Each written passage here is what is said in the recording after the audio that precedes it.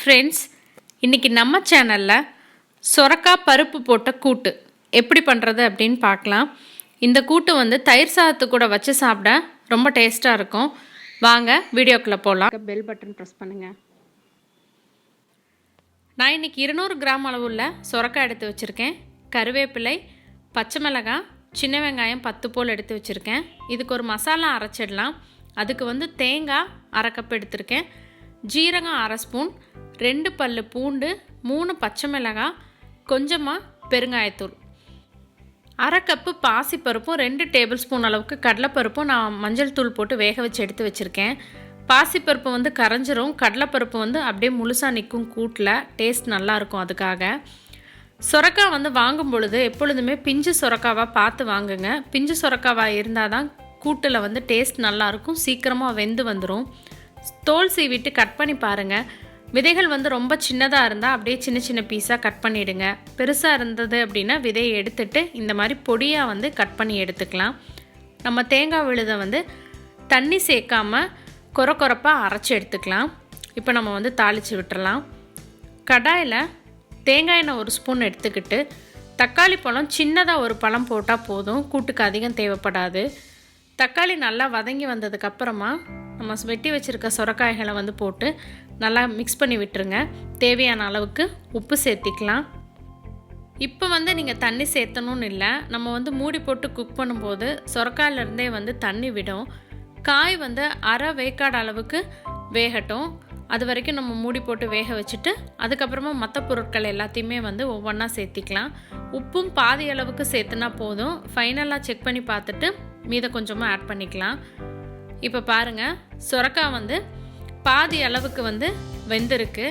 இந்த ஸ்டேஜில் நம்ம வந்து வேக வச்சு வச்சுருக்க பருப்பை வந்து இதில் சேர்த்திடலாம். பருப்பு சேர்த்துனதுக்கப்புறமா கொஞ்சமாக தண்ணி சேர்த்திக்கலாம். ஏன்னா டக்குனு கெட்டியாகும், உங்களுக்கு அடி பிடிக்கும். பருப்பு வந்து நம்ம பருப்பில் தண்ணி கிடையாது, அதனால் கொஞ்சமாக தண்ணி சேர்த்திட்டு உப்பு தேவைப்பட்டால் கொஞ்சம் ஆட் பண்ணிக்கோங்க. அதாவது ஒவ்வொரு ஸ்டேஜில் ஆட் பண்ணும்போது காயிலையும் உப்பு பிடிக்கும். அதுக்கப்புறமா பருப்பு, தேங்காய் எல்லாம் சேர்த்தும் பொழுது ரொம்ப நல்லாயிருக்கும். இப்போ ஒரு 2-3 நிமிஷம் போல் ஆனதுக்கப்புறமா இந்த அளவுக்கு வந்து வெந்து வந்திருக்கு. காய் வந்து 3/4 நல்லாவே வெந்துடுச்சு. பருப்பும் காயும் ஒன்றா கலந்துருச்சு. ஸோ எல்லாத்தையும் நல்லா கலக்கி விட்டுட்டு நம்ம மீதம் இருக்க கொரப்பாக இடித்து வச்சுருக்க தேங்காய் விழுதையும் இதில் சேர்த்துட்டு நம்ம வந்து கலக்கி விட்டுக்கலாம். தேங்காய் விழுது சேர்த்துனதுக்கப்புறமாவும் கொஞ்சமாக வந்து தண்ணி ஆட் பண்ணிக்கோங்க. ஏன்னா டக்குன்னு வந்து உங்களுக்கு கெட்டியாகும் தேங்காய் சேர்த்திருக்கறனால. இப்போ தேங்காய் விழுது சேர்த்துன அப்புறம் ரொம்ப நேரம் வேகணும்னு இல்லை. இதில் நம்ம 2 பல்லு பூண்டு போட்டிருக்கோம். அந்த பூண்டினுடைய பச்சை வாசனை போகிற வரைக்கும் இது வந்து வெந்தால் போதும். உப்பு செக் பண்ணி பார்த்துட்டு நம்ம வந்து உப்பு சேர்த்திக்கலாம். எல்லாம் நல்லா கலந்து விட்டு ஒரு 3-4 நிமிஷம் போல் போதும். இது வந்து நல்லாவே வெந்து வந்துடும். கூட்டு வந்து நல்லா ரெடி ஆகிடுச்சு. அதாவது காய் வந்து நல்லா வெந்துடுச்சு. நம்ம 2 பருப்பையும் கலந்து போட்டதுனால பாசிப்பருப்பு வந்து இதில் நல்லா கரைஞ்சி வரும், அந்த கெட்டித்தன்மையை கொடுக்கும். கடலைப்பருப்பு வந்து நமக்கு சாப்பிடும்போது நல்லா தெரியும். அதுக்காக தான் நான் 2 பருப்பும் மிக்ஸ் பண்ணி போட்டிருக்கேன். இப்போ இதுக்கு வந்து தாளிப்பு பண்ணிடலாம். தேங்காய் எண்ணெய் 1 டேபிள் ஸ்பூன் அளவுக்கு எடுத்துக்கலாம். கூட்டுக்கு எப்போதுமே தேங்காய் எண்ணெய் தான் டேஸ்ட் ரொம்ப நல்லாயிருக்கும். 1 ஸ்பூன் அளவுக்கு கடுகு எடுத்துக்கலாம். கடுகு வெடித்ததுக்கப்புறமா நான் வந்து 10 போல் சின்ன வெங்காயத்தை வந்து நறுக்கி வச்சுருக்கேன். அது கூட 3 பச்சை மிளகாய் எடுத்திருக்கேன். உங்கள் காரத்துக்கு தகுந்த மாதிரி எடுத்துக்கோங்க. தாளிப்பு வந்து நீங்கள் வெங்காயத்தை முன்னாடியே போடணுன்னா ஸ்டார்டிங்லேயே போட்டுக்கோங்க, எப்படி வேணாலும் பண்ணிக்கலாம். கொஞ்சமாக கருவேப்பிலை. இப்போ இந்த தாளிப்பு பொருட்கள் எல்லாத்தையுமே வந்து நம்ம கூட்டில் கலந்துடலாம்.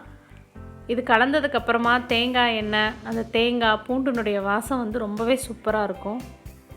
எல்லாத்தையும் ஆட் பண்ணதுக்கப்புறமா உப்பு செக் பண்ணிவிடுங்க.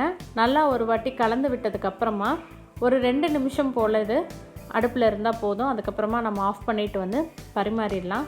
தயிர் சாதத்துக்கு வந்து இந்த சொரக்காய் கூட்டு ரொம்பவே டேஸ்ட்டாக இருக்கும், வரும். இந்த வீடியோ உங்களுக்கு பிடிச்சிருந்தால் மறக்காமல் உங்கள் ஃப்ரெண்ட்ஸ் எல்லாத்துக்கும் ஷேர் பண்ணுங்கள், கமெண்ட் பண்ணுங்கள், லைக் பண்ணுங்கள், எங்கள் சேனலை சப்ஸ்கிரைப் பண்ணுங்கள். சுவை அறிந்திட சுவைத்து பாருங்கள். தேங்க்யூ.